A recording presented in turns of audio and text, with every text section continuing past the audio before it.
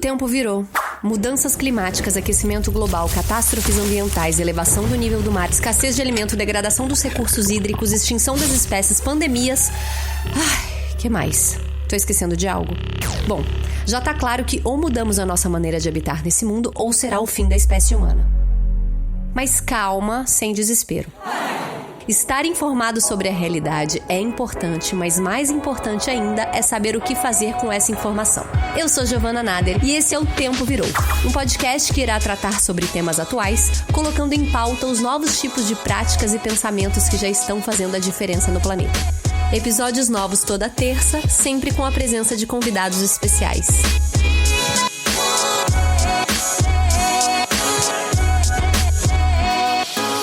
Fala pessoal, como estão todas, todos, todes? O Tempo Virou mais uma vez no ar e a gente já tá no nosso 19º episódio e eu tenho notícias frescas. A gente decidiu fechar essa primeira temporada com 30 episódios, então a gente vai até o final de outubro com episódios inéditos toda terça-feira. E hoje a gente vai falar de um assunto muito importante que eu tô muito empolgada porque é algo que me toca profundamente, que é a junção de dois dos assuntos que eu mais gosto, a arte e o engajamento cívico na mudança climática. A gente sabe que toda a arte é essencialmente política, né? E que nela podem se manifestar as mais diversas formas de ativismo, e com a luta pelas mudanças climáticas não é diferente. Mas como a gente viu no episódio número 16 aqui com a Marina Colerato, a sociedade como um todo é muito inerte em relação a essa pauta, que é urgente justamente porque o colapso climático é algo que não é tangível, é algo que nos parece distante, né? Diferente da pandemia, que a gente teve que tomar atitudes drásticas e rápidas de se proteger, ficar em casa, o aquecimento global está acontecendo aí a cada dia e pouco fazemos sobre isso. E aí que entra a importância da arte e dos artistas nesse papel de comunicar, ou melhor, de sensibilizar as pessoas para o que realmente importa. Eu falei muito, mas é que esse episódio é especial, e especial também porque conta com uma convidada que eu tô muito feliz em anunciar, que fez uma série animada maravilhosa que viralizou muito na última semana, denunciando o descaso ambiental do agronegócio. É a atriz e produtora Alice Braga. Alice, muito obrigada pela presença, por ter aceitado o convite.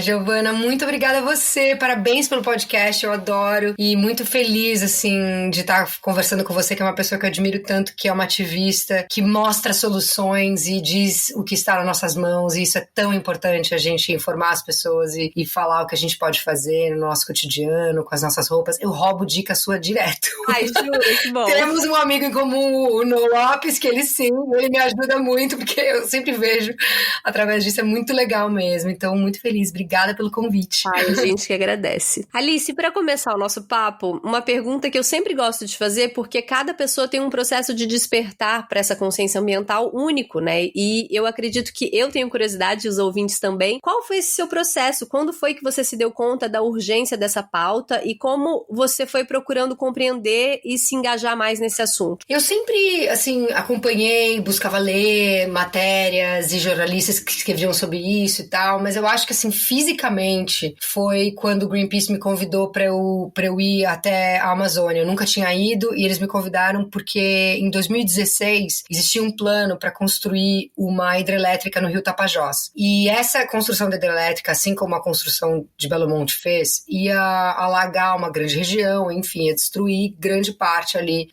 da onde muitos povos indígenas vivem, e os Munduruku, que foi a terra deles que eu fui visitar e participar dessa campanha. Então eu fui até lá e foi, acho que a primeira vez que eu fui para a Amazônia, mas foi a primeira vez que de fato eu estava fisicamente, ativamente ajudando uma causa. E apesar de sempre ler e nas minhas escolhas e de estar conectada com a urgência climática, acho que foi ali que eu senti que todos nós temos que fazer um pouco mais. Acho que o fato de eu ser atriz, eu acabo tendo um pouco mais de acesso a algumas informações e tudo mais por campanhas. Então foi o que aconteceu especificamente nessa do Greenpeace, que eles me chamaram para ir até lá, para essa causa. E de fato foi maravilhoso que a gente conseguiu parar e não construíram. Então foi uma coisa super positiva. E desde então, daquele momento, eu busquei cada vez mais ler sobre o assunto, me aproximar de ativistas, observar pessoas que, assim como você, eu quando te conheci, quando eu vi o seu trabalho, eu achei muito incrível, porque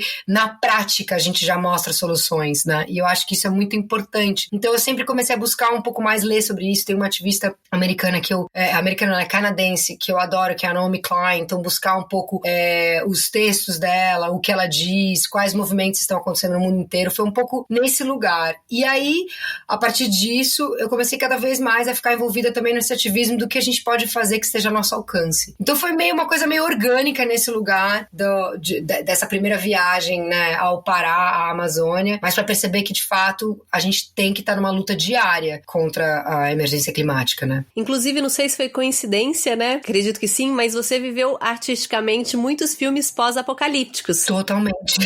A Lenda, né? O Elysium, o Ensaio sobre a Cegueira também, um ensaio total sobre apocalipse. Eu imagino que tem uma construção de personagem, um envolvimento muito grande, né? E que talvez você até tenha sentido na pele esse apocalipse até mais do que a gente que ainda não viveu. Totalmente, é verdade. Inclusive, muitos amigos, quando começou essa pandemia, me ligaram falando, gente, é praticamente o que você viveu, né? Você já viveu isso algumas vezes. Mas é uma loucura, assim, pensar, porque eu, quando vejo, assim, tudo que tá acontecendo no mundo tá conectado. Tudo, absolutamente tudo tá conectado. E não só com o clima, as desigualdades sociais, né, os abusos, tudo isso que a gente sempre fala, tá tudo conectado. É muito uma coisa capitalista, um problema que a gente tem. Então, acho que se cada um de nós a gente agir, acho que o poder do povo, por isso que as pessoas têm muito medo do poder do povo, sabe? Então, acho que a informação é muito necessária. Acho que foi até isso que me levou a fazer esses vídeos, sabe? Total. E, enfim, a gente evita a todo custo falar sobre apocalipse aqui, inclusive na vinheta do podcast eu falo, né? Temas de pessoas inspiradoras que estão mudando o mundo, isso daí já tá furado, a gente vai ter que mudar a vinheta porque é impossível não falar sobre o apocalipse, né? E é quase que um podcast sobre o fim do mundo aqui. E aí, falando nisso, eu queria falar sobre a sua série em parceria com Greenpeace, De Onde Vem a Sua Comida, que tem a versão em inglês também. Conta pra gente como foi a idealização desse projeto, todo o processo que vocês tiveram de construção, a mensagem que vocês quiseram passar. Foi um projeto muito interessante, Giovana, porque eles me mandaram o estudo, né? O Greenpeace que eles fizeram, e é um relatório que chama Contagem Regressiva para Extinção. Olha o nome do relatório. Quando eles me ligaram e falaram desse projeto, eu falei, gente do céu, pelo amor de Deus. Quando eu comecei a ler, a minha primeira sensação foi assim, a gente precisa falar urgentemente sobre isso e a gente precisa disseminar essa informação, porque as pessoas não sabem as informações por um plano, né? É o que a gente estava falando, o poder das pessoas é muito forte, então a falta de informação enriquece muita gente. Então, na hora que eu vi isso, eu pensei, a gente tem que fazer alguma coisa com esse relatório de fato, para conseguir comunicar as pessoas e fazê-las entenderem como funciona um sistema que não só está afetando a vida das pessoas pelas desigualdades sociais, mas também um sistema que, não tão longo prazo, vai afetar todas as nossas vidas, né? De todas as espécies, não só os seres humanos. Então, foi um convite do Greenpeace que eu fiquei muito honrada e muito, muito animada para poder fazer parte, porque eu achava muito importante a gente explicar como é que funciona esse sistema de commodities, como é que funciona esse sistema de alimentação do mundo, como é que funciona a ação de grandes empresas nas destruições das florestas. Então, eu acho que foi a primeira coisa que para mim me bateu, sabe? Disseminar essa informação pra gente entender como é que funciona e, a partir disso, a gente agir. Porque eu acho que quando a gente inspira as pessoas ou a gente mostra possíveis soluções, é daí que vem a transformação, sabe? Então foi muito desse lugar, assim, que eu queria muito fazer. Então, e o nome, né, Giovana? Olha o nome do relatório, Contagem Regressiva para Extinção. É uma loucura pensar isso. Então, veio muito desse convite e, a partir disso, a gente trabalhou nos roteiros para poder acessar, para as pessoas entenderem o que é exatamente esse sistema, sabe? Para não falar de forma tão abstrata, mas sim explicar. Por isso que a gente, por exemplo, no episódio 2 usa aquela barra de chocolate. É para as pessoas entenderem que as escolhas dela afetam, sim, a saúde delas, claro, mas do planeta, né? Sim, e a repercussão foi muito grande, né? O que me deixou também muito otimista. Eu acho que foi um combo de sucesso da sua atuação, do roteiro, da linguagem de infográficos também, né? Isso que você falou de fácil visualização. Eu sinto muito isso. O aquecimento global é algo muito distante, como impactar as pessoas, né? Mudança climática, e vocês conseguiram traduzir isso muito fácil, muito bem. Ai, que bom que você gostou, fico muito feliz, Porque é um pouco isso. E é uma coisa que eu também te admiro muito no seu trabalho, porque você mostra como tá acessível a todo mundo. Acho que uma coisa da emergência climática, uma coisa de aquecimento global, quando a gente começa a falar sobre clima, sobre defesa de floresta, as pessoas elas sentem isso e veem isso como um problema um pouco distante. Ou achar, mas o que eu posso fazer? Como é que eu posso mudar? Mas só se eu mudar, não faz tanto efeito se eu mudar. Entendeu? Então, na verdade, é um pouco transformar as pessoas de que é importante a gente agir para uma transformação, né, coletiva, e é importante, sim, a gente como povo, como civilização, também pressionar grandes empresas a também fazerem essa transformação, porque é uma coisa aquilo, né? Não adianta a gente reciclar todos os canudinhos possíveis, né? Ou a gente, na verdade, a gente parar de tomar, por exemplo, né, o canudinho de plástico, se as empresas continuam produzindo milhões e milhões de plásticos todo dia, sabe? Não adianta a gente fazer campanha de reciclagem se aquela mesma empresa continua produzindo muito plástico. Então, acho que existe um poder quando a gente consegue falar e comunicar com as pessoas, sabe? Porque eu acho que informação tem que ser democrática, a gente tem que ter acesso à informação, né? E vocês bateram diretamente a 3 pilares, né, que eu considero muito importante a gente bater, porque, enfim, tá muito blindado, que é o agro, o setor privado e o governo. E aí, eu vi que sobre essa série foi noticiado, na verdade, eu vi no Twitter do Bruno Torturra, que é um dos roteiristas, né, da série. Sim, é um grande parceiro da luta, é muito amigo nosso, né? Um querido. Exato, e também já esteve aqui no podcast, segundo episódio. Ai, que legal! Falou sobre fim do mundo, não dava pra falar sobre outro assunto com o Bruno. Com o Bruno sempre vai ser fim do mundo, o Bruno. E aí eu vi no Twitter dele que tiveram muitos artistas que só de compartilhar esse vídeo começaram a sofrer pressão e retaliação de marcas, né? Eu não sei se tem algum problema você falar sobre isso, mas eu queria que você falasse, na verdade, sobre qual você acredita ser o papel do artista e dos comunicadores na causa ambiental. Também sobre esse ato de se posicionar, que significa, sim, perder dinheiro, oportunidades de trabalho. Claro. Eu acho, assim, é triste, né, isso acontecer, porque é uma pressão que vem de um lugar monetário, né, então é muito complicado isso, mas eu sinto que tem muita solidariedade, muita gratidão às pessoas que postaram e que apoiaram, inclusive você, te agradeço muito por você ter apoiado a causa, porque é isso, né, estamos juntas. E por que o agronegócio é tão poderoso no Brasil? Porque dizem que é o carro-chefe, né, da nossa economia, mas se você para pensar a quantidade de gente que morre de fome todos os anos no Brasil, a situação de desigualdade social que a gente vê, os estudos que eu tenho lido e buscado, assim, tem algumas coisas que eu até, enfim, tenho tentado entender cada vez mais. A Bela Gil, eu fiz uma live com ela outro dia e a Bela falou que tem um economista amigo dela que fala uma frase que é maravilhosa. Eu não lembro o nome dele agora, né, na minha cabeça, mas que ele fala assim, gente, as pessoas não se alimentam de PIB, né? É claro que o PIB é importante para um país, mas quando a renda está totalmente concentrada na mão de pequenas pessoas, de pouquíssimas pessoas, e o resto tá na miséria, tem alguma coisa errada. Então eu acho que é um pouco isso. Se a gente toca, né, falando especificamente sobre um sistema e falando especificamente sobre empresas, essas pessoas ficam incomodadas. Então eu acho que essa forma de censura através, né, da coisa do dinheiro vem um pouco disso, sabe? Eu acho triste, mas eu acho importante a gente falar sobre isso, porque não é que a gente tá querendo criar algum boicote à nossa economia, muito pelo contrário, a gente quer apoiar muito o agricultor, mas que tipo de... O problema é o agronegócio, não a agricultura, né? Eu acho que essa é toda a discussão que a gente tem que fazer a informação chegar às pessoas. O problema é que a monocultura, ela não só destrói, né, o meio ambiente, mas ela gera uma desigualdade gigantesca. Então, como pensar um novo sistema? Como pensar novas saídas? Como discutir outras possibilidades? Acho que é um pouco isso que a gente queria muito com o vídeo, sabe? Que a gente quer. Por isso que o meu maior desejo quando eu fiz o vídeo é que as pessoas mandassem por WhatsApp, mandassem pros amigos, mandassem pros primos, pro pai, pra tia, pra avó, pra na hora de sentar na mesa debater esse assunto e falar e pensar e questionar. Acho que isso é muito importante, sabe? E eu entendo que essas empresas talvez elas se sintam atacadas, mas por que elas se sentem atacadas? Elas têm que ter controle de onde vem a comida delas. Senão elas estão financiando esse problema, entendeu? Então acho que se essas grandes empresas forem pressionadas a controlar a linha, né, a cadeia deles, transformações podem acontecer.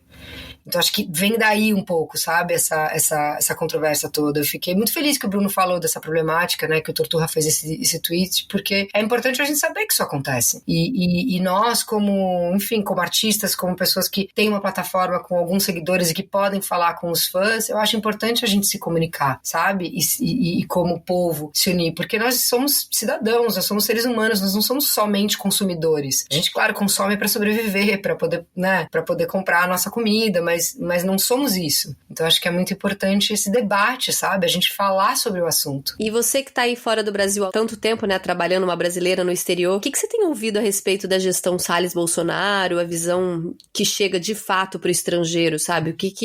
Como, mesmo se tratando dos Estados Unidos, né, que também vive uma distopia política com Trump. Totalmente desesperadora, né? Bom, claramente a conexão dos dois explica por que os nossos países estão nesse atual momento vivendo o que a gente tá vivendo, né? É uma loucura. É horrível, assim, porque é uma postura absolutamente genocida e uma postura absolutamente focada no lucro e na destruição da floresta. Eu acho que as pessoas que, principalmente as pessoas, né, que estão conectadas com a luta contra a emergência climática, estão muito, muito em choque, assim. E eu acho que essas cartas que aconteceram, né, nas últimas semanas, essa pressão internacional e de investidores com o Brasil só comprova isso, de que essa política do Bolsonaro e do Salles, ela visa muito o interesse de poucas pessoas e que está destruindo o país, e que, na verdade,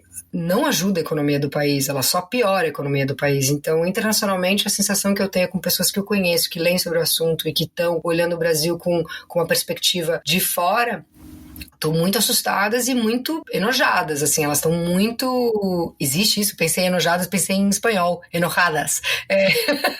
Mas eu acho que existe, não, no português, mas com muito asco mesmo, porque é uma postura, absolutamente, a postura do Bolsonaro com os indígenas é devastadora, é desesperador, assim, o que ele já fazia, o que ele foi eleito falando, ele falou isso antes de ser eleito e as pessoas continuaram votando nele, então ele não tá mostrando um lado dele que a gente não sabia, é importante lembrar disso, e o que ele tá fazendo agora durante a pandemia na Amazônia e com os indígenas é um projeto bizarro, e que, pensando nos Estados Unidos, assim, em relação a isso, com esse governo do Trump, de certa forma também está um pouco envolvido, porque é o mesmo tipo de pensamento de governo, né? Então é muito complicado, assim, quando né, a gente vê esses dois governos, a gente vê uma ligação muito, muito agressiva e difícil de lidar com, sabe? Mas definitivamente, Giovana, nosso filme internacionalmente não tá muito bom por causa desse governo. Não, e eu tava agora mesmo assistindo Sua Mesa com a Jane Fonda e com a Tika. Ai, que legal que você viu! Sim, vi um pouquinho antes aqui da gravação. Jane Fonda já começou abrindo, né, descendo no agronegócio brasileiro, explicando por A mais B o que tá acontecendo aqui, como boicotar. Exatamente. Tem uma clareza muito grande também do que tá acontecendo, né? É muito potente isso, porque eu acho que quem entende muito sobre agroecologia, sobre emergência climática e tudo isso, sabe que esse sistema de negócio que o Brasil investe e que é tão poderoso, tanto que existe a nossa boa e velha famosa bancada ruralista, sabe que esse modelo é ultrapassado e que é um modelo que é suicida. É uma das coisas, por exemplo, que a Naomi Klein, que é essa ativista, né, jornalista que eu admiro demais, ela falou, quando começou a pandemia e as pessoas começaram a falar que temos que recuperar a economia a qualquer custo, ela falou, gente, isso é um projeto suicida. Se a gente continuar da forma que a gente está, é suicídio, né? E o que acho que o texto de abertura da Jane hoje, nesse papo que a gente teve, que foi super potente, foi muito bom sentir ela participando da causa e ela olhando esse problema e dando voz para esse problema, é isso, é um pouco um olhar de dizer... Gente, não vai dar certo esse plano. Esse plano, ele, em pouquíssimo tempo, ele vai fazer mal para a economia do Brasil. É isso que as pessoas têm que entender. A gente não é uma coisa de boicotar a economia do Brasil. Pelo contrário, é ser a favor da economia do Brasil. Porque do jeito que tá, é um projeto absolutamente suicida. Então, foi muito bom, eu adorei. Você gostou da fala dela? Eu adorei quando eu vi, eu falei, ai, que maravilha. Eu juro, eu não acreditei que ela tava jogando a real daquele jeito, assim. E falando como boicotar, não compre isso, não compre aquilo, né? Ensinando o boicote. Ela é demais, né, gente? Ela é a nave-mãe, acho que pros atores e tal, assim, ativistas, né? Pessoas pra usarem a sua voz como artista. Eu acho que ela é meio a nave-mãe, sabe? Ela é aquela que tá desde a década de 70 sendo presa, lutando pelas causas, muito maravilhosa. Ela atrás de Joaquin Phoenix também, né? Que tá dando umas reais no Oscar e tal. Você é maravilhosa que representa o Brasil. Obrigada. Biblioteca Ecológica, você trouxe alguma coisa aí pra indicar pra gente? Pode ser série, livro, pessoas, tudo? Eu tô meio obcecada com a Naomi Klein, que de novo vou citar ela, mas é porque eu que tava lendo eu acho que em português é a Doutrina do Choque, na verdade eu devia ter até olhado, mas chama The Shock Doctrine, que ela escreveu, que fala muito sobre capitalismo e tal, e ela dá uma quebrada nesses temas. Acho super importante as pessoas lerem pra entender como tá tudo conectado, né? E ela faz artigos muito bons, então, que às vezes são publicados, ela escreve pro Intercept, mas ela também, os artigos dela às vezes são disseminados em outras redes, então vale procurar. E também, agora falando do Brasil, Eliane Brum é uma das mulheres que eu mais admiro no Brasil hoje em dia, é uma referência, eu acho que ela é uma das pessoas que escreve de uma forma brilhante sobre o que está acontecendo no Brasil. Você vê que ela mudou para Altamira para lutar por essas causas, então é uma mulher que eu admiro demais. Todos os textos que ela escreve sempre são uma porrada, assim, eu tenho até amigos né, do México, o Gael Garcia Bernal ama a Eliane Brum, até conectei eles uma vez e ele tava assim, parecia que ele tava falando com a rainha da Inglaterra, de tão apaixonado que ele é pela Eliane Brum. Então eu recomendo para quem estiver ouvindo para ler os textos da Eliane Brum. Ela tem alguns livros também, mas eu acho que isso assim, de filme, tem um filme muito interessante, na verdade, que eu acho que ele fala muito sobre ação, que é bom, que é um filme que é o Dark Waters, que é que o Mark Ruffalo fez. E é um filme que ele fala muito especificamente sobre uma causa, mas ele mostra de como quando a gente age, quando a gente toma ação mesmo e leva ela para nossa vida, para nossas escolhas, para as nossas potências como seres humanos, enfim, como os indivíduos e cidadãos, elas geram transformações. Então, acho que são um pouco esses três, assim, que eu recomendo. E recomendei demais!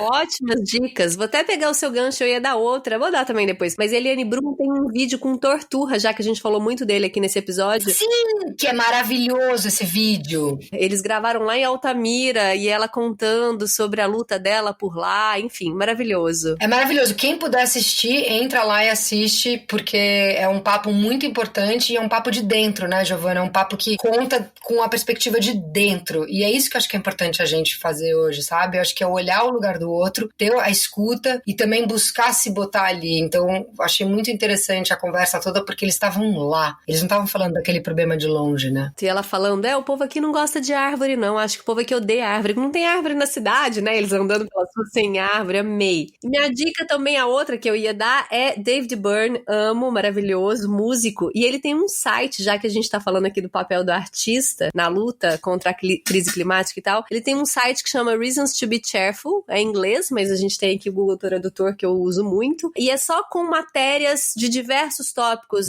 mudança climática, tem economia, engajamento cívico, cultura, mas só de pessoas que estão mudando o mundo positivamente, né? Então, às vezes a gente fica tão focado no apocalipse e a gente vai lá pra ver que não, tem muita gente também querendo proteger o mundo, tem muitas iniciativas nascendo, e ele criou esse site totalmente financiado por ele, matérias ótimas. Que legal, eu não sabia disso, Giovana, que máximo! Muito bacana. Muito, eu adorei essa dica, gente, que ótimo. Minha sogra que me deu essa dica, vou até mandar um beijo pra ela, mas eu vejo muito, sabe? Tem matéria direto quase todo dia. Alice, muito obrigada pelo papo, viu?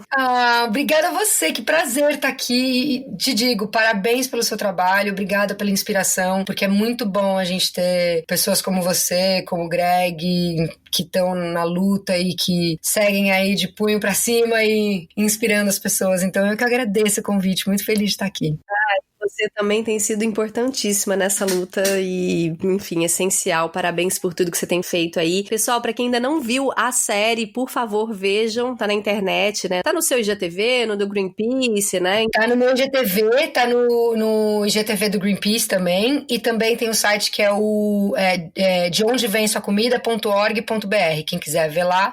E também acho que tem no YouTube, então acho que dá pra ver. E compartilhem com a sua família, acho que é o que a gente mais quer, né, Giovana? Que as pessoas vejam, que elas compartilhem, que elas debatam sobre o assunto. Total. Obrigada, viu? Obrigada a você, um beijo. Bom, gente, então é isso. A ideia de que o agronegócio carrega o Brasil nas costas é uma ideia ultrapassada. O agro só é pop porque nós fomos nos tornando um país cada vez mais especializado na produção de commodities, mas a gente pode ser um país muito mais rico se a gente conseguir explorar de maneira sustentável todos os potenciais que a nossa diversidade natural nos oferece. Manter a floresta em pé, produzir comida de verdade, comida saudável e aliando o conhecimento científico ao conhecimento dos povos tradicionais. Espero que vocês tenham gostado, compartilhem, divulguem, sigam a página do Tempo Virou no Instagram, não esqueçam, porque por lá a gente tá compartilhando coisas muito importantes também, e até a próxima terça.